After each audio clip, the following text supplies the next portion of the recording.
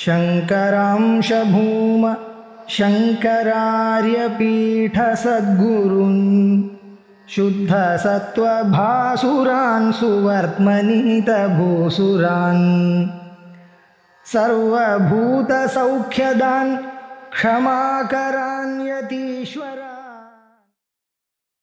ओम नमः कणाद गौतमादिभ्यः तर्क विद्या संप्रदाय कर्तृभ्यः वंश ऋषिभ्यः नमो महद्भ्यः गुरुभ्यः। यधाय हृदि विश्वेशं विधाय गुरुवन्दनं बालानां सुखबोधाय क्रियते तर्क संग्रहः। श्री गुरुभ्यो नमः। उद्देश्य ग्रंथ में हमने द्रव्य, गुण, कर्म और सामान्य ये चार पदार्थ पहले देखे हैं। अब है विशेष निरूपण। तो विशेष के बारे में आचार्य जी ऐसा कहते हैं कि नित्य द्रव्य वृत्तयः व्यावर्तकाः विशेषाः, ऐसा है। तो अब विशेष इस पदार्थ की कल्पना में क्या यहां पर वैशेषिकों को या फिर शास्त्रकारों को विवक्षित हैं, या फिर ऐसा भी हम पूछ सकते हैं कि ये क्या पदार्थ है विशेष जिसका नाम दिया है वो। तो उसके लिए कहते हैं कि असाधारण धर्म, यानी विशेष, ऐसा हम स्थूल रूप से कह सकते। तो इस असाधारण धर्म का काम क्या है, किस प्रयोजन के सिद्धि के लिए इस असाधारण धर्म की कल्पना की गई है, तो उसके लिए कहते हैं कि जिस तरह से दो पदार्थों का अनुगत रूप से ज्ञान हेतु हमने सामान्य की कल्पना की, उसी तरह से दो पदार्थों में परस्पर वैलक्षण्य का भी ज्ञान होता है। जैसे ये दो वस्तुएं समान हैं, उसी तरह से ये दो वस्तुएं परस्पर भिन्न भी हैं। तो किन कारणों की वजह से इन दो वस्तुओं में हम भेद कर सकते हैं, तो उन कारणों को भेदक ऐसा कहा जाता है। तो ये जो भेदक होते हैं ये बहुत प्रकार के होते हैं। जैसे गुणों से हम भेद सिद्ध कर सकते हैं, क्रिया से भेद सिद्ध कर सकते हैं, फिर जाति से, सामान्य से हम भेद सिद्ध कर सकते हैं। इसलिए भेद सिद्ध करने के लिए बहुत सारे हमारे पास उपाय हैं। गुणों से भेद सिद्ध होता है, जैसे कि घड़ा और घड़े में रखा पानी, इन दोनों का परस्पर भेद है। घट और जल, जिसे हम इन दोनों में परस्पर भेद है। क्यों? तो हम ऐसा कह सकते हैं कि दोनों का रंग अलग अलग है, वर्ण दोनों का अलग अलग है। फिर घड़ा जो है वो कठिन है, घड़ा जो है वो पानी जो है वो द्रव पदार्थ है, और घड़ा जो है वो कठिन है। तो इन गुणों से हम घड़ा और उसके अंदर में जो पानी है उन दोनों का परस्पर भेद बता सकते हैं। उसी तरह से स्थिर वस्तु और क्रियावद वस्तु, इन दोनों में भी हम भेद बता सकते हैं। एक वस्तु में क्रिया है, एक वस्तु में क्रिया नहीं है। कभी कभी परस्पर विलक्षण क्रिया भी भेदक होती है। जैसे एक व्यक्ति छलांग लगा रहा है, दूसरा व्यक्ति चल रहा है, तो दोनों में क्रियाएं हैं, परंतु वो क्रिया परस्पर विलक्षण है। उन क्रिया भेदों से हम उन आश्रयों का भी परस्पर भेद बता सकते हैं। उसी तरह से जाति से भी भेद हो सकता है, जैसे कि घटत्व और गोत्व जाति जो हैं, तो घट और गो में भेद है क्योंकि दोनों में अलग अलग जातियां रहती हैं। तो ये हो गया गुण कर्म सामान्य से भेद का उदाहरण।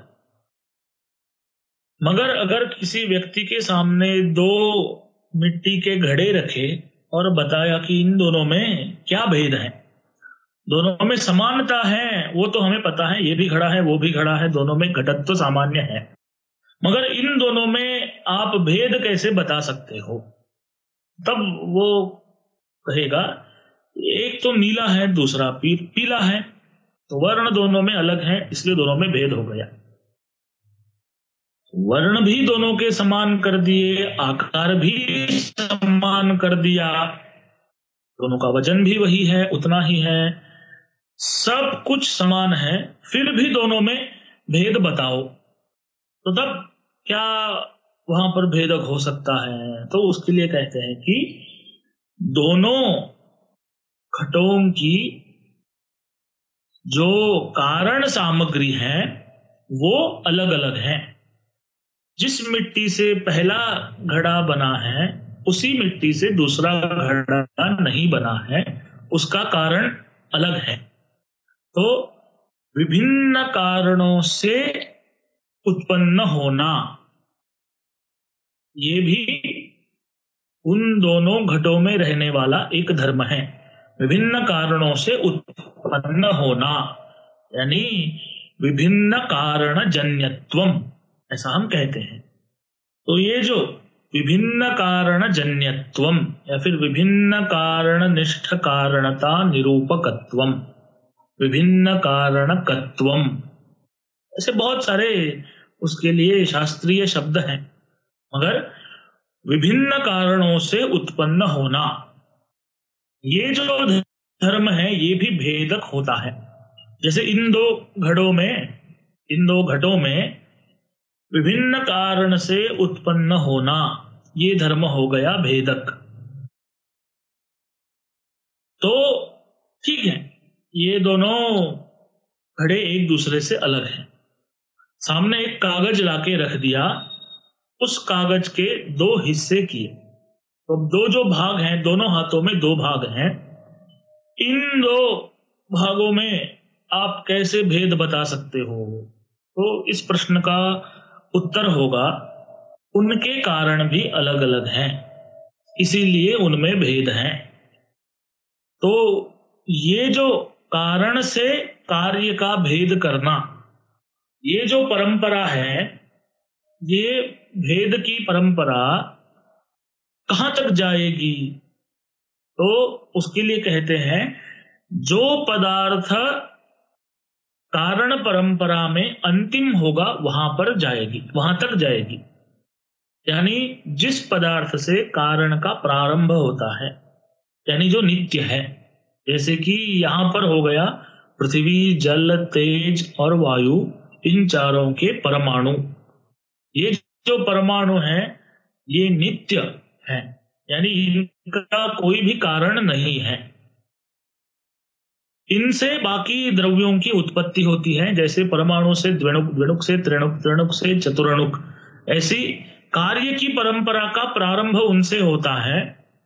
और कारण परंपरा की समाप्ति, ऐसा हम कह सकते हैं, जिसे हम देख रहे हैं स्थूल कार्य को, उसके कारण का परीक्षण हम जब करेंगे, कारण की जिज्ञासा, कारण परंपरा की जिज्ञासा जब हमें उत्पन्न होती है, तो उस परंपरा का अंतिम जो बिंदु है वो होता है परमाणु।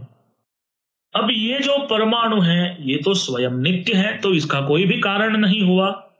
तो दो पृथ्वी परमाणु समान गुण विशिष्ट हैं, समान कार्य को उत्पन्न कर रहे हैं, उन दो परमाणुओं में परस्पर भेद आप कौन से धर्म से सिद्ध करेंगे?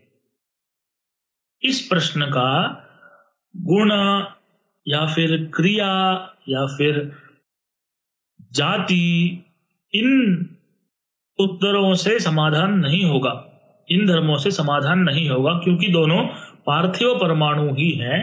तो दोनों में जाति भी वही रहेगी, दोनों में गुण भी वही रहेंगे।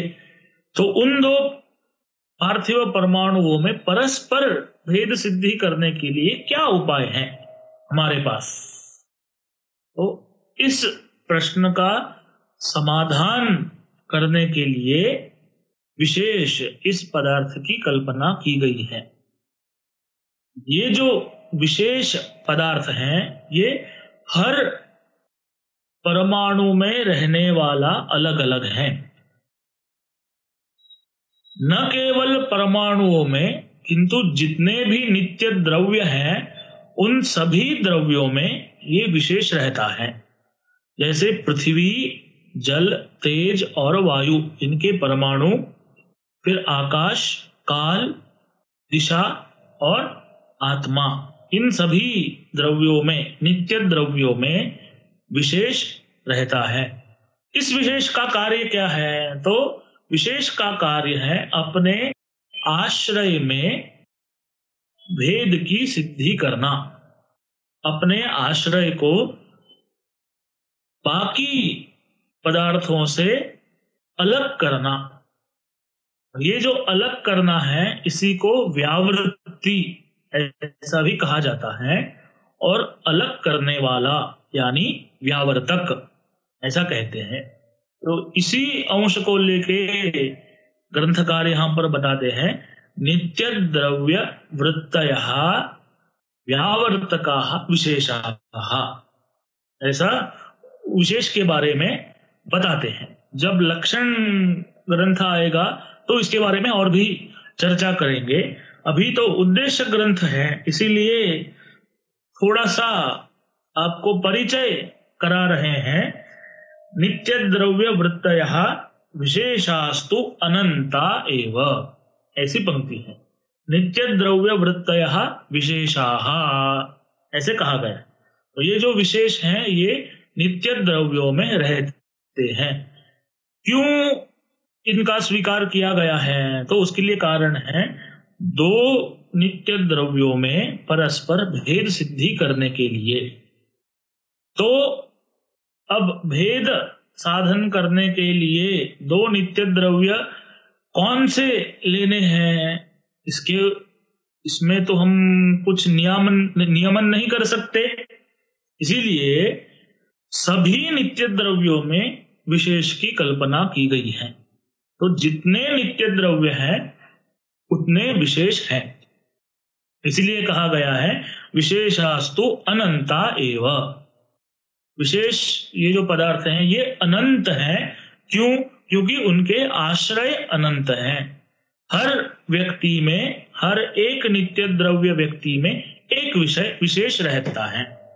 इसलिए जितने नित्य द्रव्य व्यक्तियां होंगी उतने विशेष हो जाएंगे, इसलिए कहा गया अनंता एव, ऐसे। फिर इसके बाद आता है समवायस्त्वेक एव। समवायः संबंध विशेष है समवाय। जैसे नीलः घटः,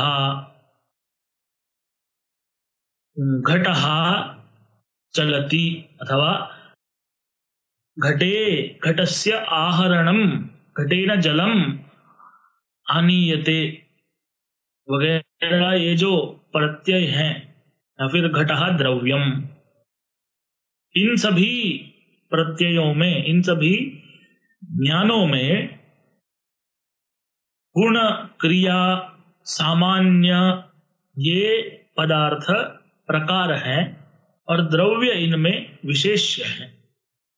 तो ये जो विशिष्ट बुद्धियां हैं, विशिष्ट ज्ञान हैं, जिनमें विशेषण और विशेष्य इन दोनों का संबंध विषय होता है, वो संबंध है समवाय।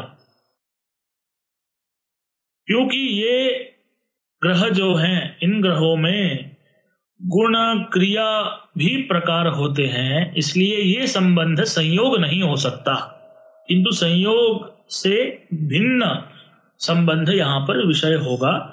उसी संबंध को हम समवाय कहते हैं। और ये जो समवाय है, ये समवाय एक ही है, समवाय में भेद नहीं है। ये समवाय कहाँ रहता है, यानी इस समवाय के प्रतियोगी और अनुयोगी कौन हो सकते हैं, तो उसके बारे में बताते हैं कि 5 प्रतियोगी होते हैं और 5 अनुयोगी, 5 प्रकार के प्रतियोगी, 5 प्रकार के अनुयोगी, ऐसा हम सामान्य रूप से जान सकते हैं। जैसे कि अवयव और अवयवी, यानी अवयव में समवाय संबंध से अवयवी रहता है। जैसे उदाहरण के लिए अवयव कपाल, अवयवी घट। तो ये जो समवाय संबंध कपाल और घट में है, इस संबंध का सांसर्गिक प्रतियोगी होता है घट और सांसर्गिक अनुयोगी होता है कपाल।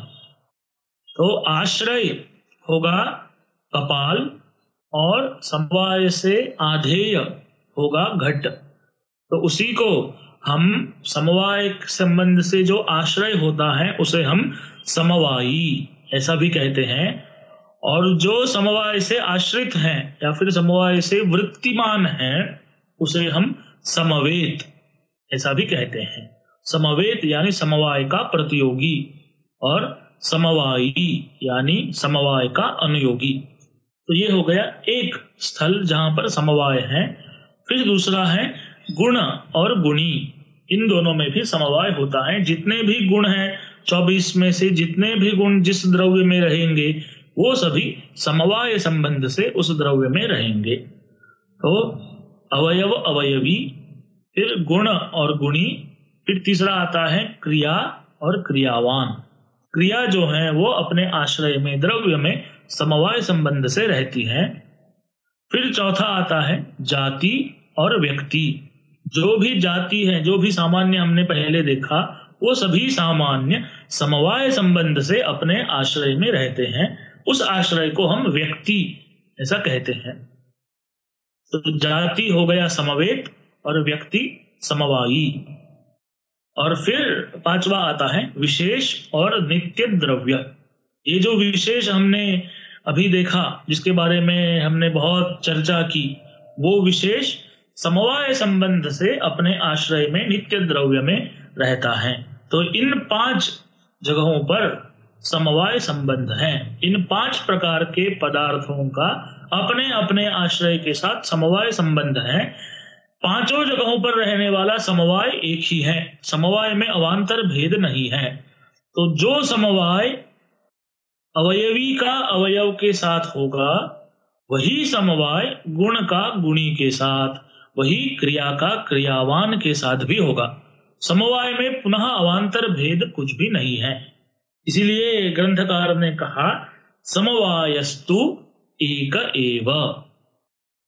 तो अब तक जो पदार्थ हमने देखे हैं ये सभी भाव पदार्थ हैं। अंतिम जो पदार्थ है वो है अभाव। अभावश्चतुर्विधः प्रागभावः प्रध्वंसाभावः अत्यंताभावः अन्योन्याभावश्चेति, ऐसा कहा गया है। अभाव 4 प्रकार का होता है, प्रागभाव, प्रध्वंसाभाव, अत्यंताभाव और अन्योन्याभाव।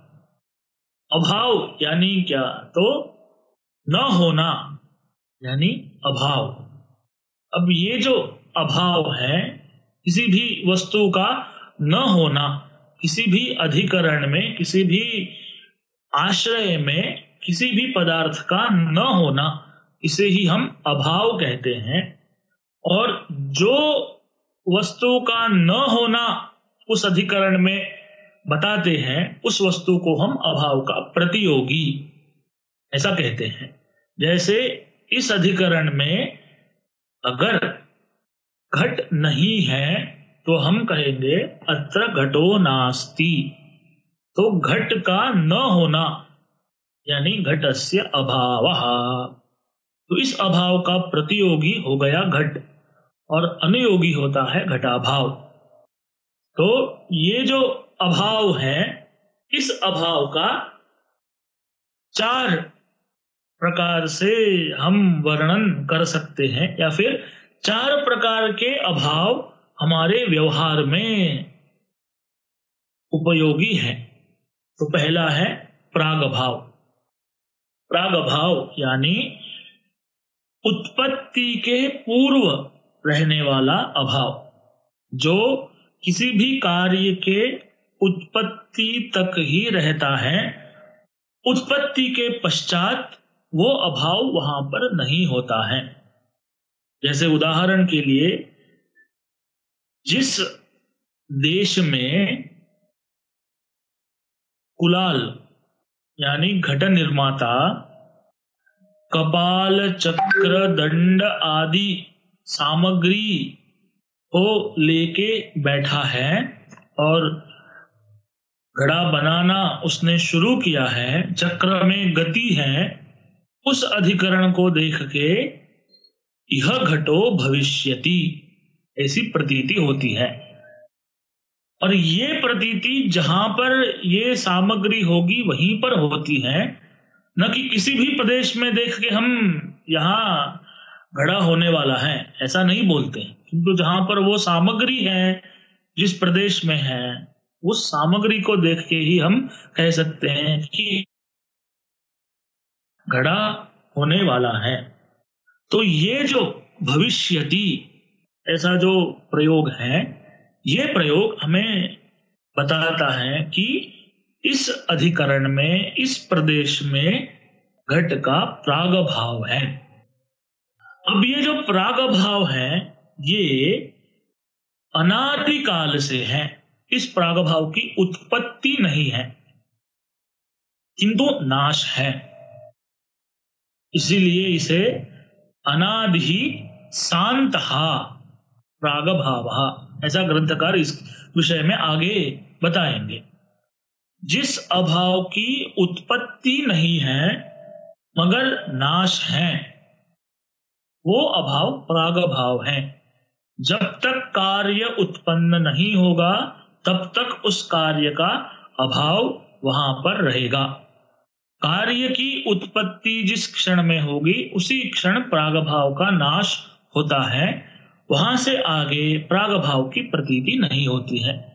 इसीलिए कार्य के उत्पत्ति के पूर्व रहने वाला अभाव यानी प्रागभाव ऐसा है। फिर दूसरा आता है ध्वंसाभाव, प्रध्वंसाभाव यानी विनाश। सामान्य रूप से हम विनाश इस शब्द का प्रयोग कर सकते हैं। ये जो है ये उत्पन्न होता है मगर इसका नाश नहीं होता है। ध्वंस का पश्चात फिर से दूसरा ध्वंस उत्पन्न नहीं होता है। एक बार ध्वंस उत्पन्न हुआ तो वो अनंत है। इसीलिए ध्वंस की जब व्याख्या करेंगे तब आचार्य ऐसे बोलेंगे, साध ही अनंतः प्रध्वंसः, यानी जिसकी उत्पत्ति है पर नाश नहीं है, अंत नहीं है, ऐसा साध ही अनंतः प्रध्वंसः। तो प्रागभाव का जो स्वभाव है उससे विपरीत स्वभाव प्रध्वंसाभाव का रहेगा। तीसरा है अत्यंताभाव, या फिर स्थूल रूप से हम इसे संसर्गाभाव भी कह सकते हैं। अत्यंताभाव यानी भूतले घटो नास्ति, घटे जलम नास्ति, जले गंधः नास्ति। ये जो नास्ति नास्ति इस शब्द से जिस प्रतीति का हम उल्लेख या फिर जिस अभाव का हम उल्लेख करते हैं उसे अत्यंताभाव ऐसा कहते हैं। जैसे भूतले घटो नास्ति या फिर घटे पटत्वम नास्ति, ये भी उसका उदाहरण हम ले सकते हैं। चौथा आता है अन्योन्याभाव या फिर भेद। तो पदार्थों का एक दूसरा न होना, एक दूसरे में न होना यानी अत्यंताभाव, और एक दूसरे का स्वरूप न होना यानी भेद। जैसे उदाहरण अगर बताएंगे तो थोड़ा आसान होगा ये जानना। जैसे एक घट में संयोग संबंध से पट जो है कपड़ा वस्त्र वो रह भी सकता है और उसका अभाव भी वहां रह सकता है। जैसे किसी घट के ऊपर एक वस्त्र लाके रख दिया तो उस घट में संयोग संबंध से वस्त्र रहता है। वहां से जब उस वस्त्र को हम हटा देंगे तो उसी घट में उसी वस्त्र का अत्यंताभाव रहता है, क्योंकि वस्त्र को हटाने के बाद अस्मिन् घटे वस्त्रम नास्ति ऐसी प्रतीति होती है। मगर घट जो है वो किसी भी काल में वस्त्र नहीं हो सकता है। वस्त्र किसी भी काल में कभी भी घट नहीं हो सकता। ये जो वस्त्र कभी भी घट नहीं था, नहीं है और न होगा, ये जो तीनों कालों में स्वरूप न होना जो है उसे ही हम अन्योन्याभाव या फिर भेद ऐसा कहते हैं। तो वैलक्षण्य हम इन दोनों में कैसे बताएंगे अभावों में, तो उसके लिए बताते हैं कि अभाव और प्रतियोगी इन दोनों में विरोध होता है, यानी जहां पर एक रहेगा वहां पर दूसरा नहीं रहेगा। इसी को हम सह अनवस्थानम या फिर सहानवस्थानम ऐसा विरोध कहते हैं। तो ये जो सहानवस्थान विरोध है, इस विरोध के संबंधी होते हैं दो, एक होता है अभाव और दूसरा होता है घट आदि। जैसे घटाभाव और घट इन दोनों में विरोध होगा तो जिस अधिकरण में घट रहेगा उस अधिकरण में घटाभाव प्रतीत नहीं होगा। जहां पर घटाभाव प्रतीत हो रहा है वहां पर घट कभी नहीं रहेगा। तो ये जो घट और घटाभाव में एक साथ न रहना यानी सह अनवस्थान है, इसी को हम विरोध कहते हैं। और इस विरोध के संबंधी यानी विरोधी हो गए घट और घटाभाव। तो अभाव में जो विरोधिता है उसे अनुयोगिता ऐसी शास्त्रकार ने संज्ञा दी है, और दूसरे विरोधी में जो विरोधिता रहती है उसे प्रतियोगिता ऐसी संज्ञा दी है। जैसे यहां पर घटाभाव अनुयोगी, घटाभाव में अनुयोगिता, घट प्रतियोगी, घट में प्रतियोगिता। तो घटनिष्ठ प्रतियोगिता निरूपित अनियोगिताश्रय अभाव घटाभाव ऐसा हम कह सकते हैं। अब ये जो प्रतियोगिता होती है या विरोधिता, ये विरोधिता संबंध से भी नियंत्रित होती है, यानी किस संबंध से प्रतियोगी के अधिकरण में रहने से उस अधिकरण में अभाव की प्रतीति नहीं होती है। वो संबंध प्रतियोगिता का अवच्छेदक होता है। जैसे सामने वाले भूतल में अगर संयोग संबंध से घट रहेगा तो ही वहां पर घटो नास्ति इस अभाव की प्रतीति नहीं होगी। तो ये जो संयोग संबंध है ये संबंध विरोधिता का नियामक, प्रतियोगिता का अवच्छेदक संबंध हो गया। तो संयोग संबंध से अवच्छिन्न यानी अलग की गई जो प्रतियोगिता है उस प्रतियोगिता का निरूपक अभाव यानी संयोगेन अत्र घटो नास्ति, इस प्रतीति का विषय हो गया घटाभाव। इसी तरह से दो पदार्थ परस्पर स्वरूप नहीं हो सकते हैं, ऐसा हमने अन्योन्याभाव के निरूपण के समय देखा था। तो ये जो परस्परात्मकता या परस्परात्मकता न होना, इसका नियामक होता है तादात्म्य संबंध। सभी पदार्थों का स्वयं के साथ तादात्म्य संबंध होता है, और तादात्म्य संबंध से पदार्थ जिस वस्तु में नहीं रहेगा उस वस्तु में उसका भेद मिलेगा। जैसे उदाहरण के लिए, एक घट तादात्म्य संबंध से स्वयं में रहता है, अपने में रहता है, ना कि और किसी पदार्थ में।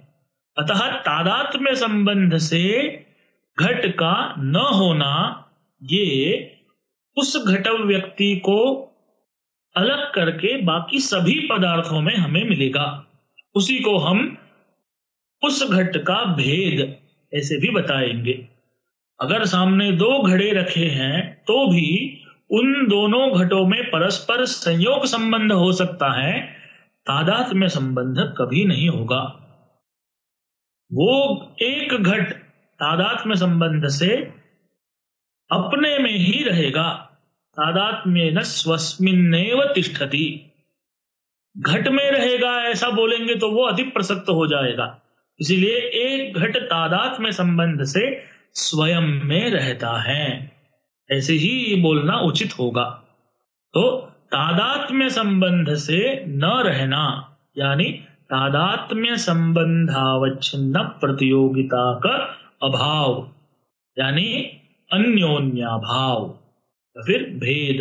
इसीलिए उस घट का भेद हमें उस घट व्यक्ति के अलावा बाकी सभी पदार्थों में प्राप्त होता है। ये अन्योन्याभाव और अत्यंताभाव में भेद है। अन्योन्याभाव की जो प्रतियोगिता है वो तादात्म्य संबंध से ही अवच्छिन्न होती है। अत्यंताभाव की प्रतियोगिता तादात्म्य संबंध व्यतिरिक्त संबंधों से अवच्छिन्न होती है। ये इन दोनों में परस्पर विशेष हैं। ओम निधाय हृदि विश्वेशम विधाय गुरुवंदनम बालानां सुखबोधाय क्रियते तर्क संग्रहः।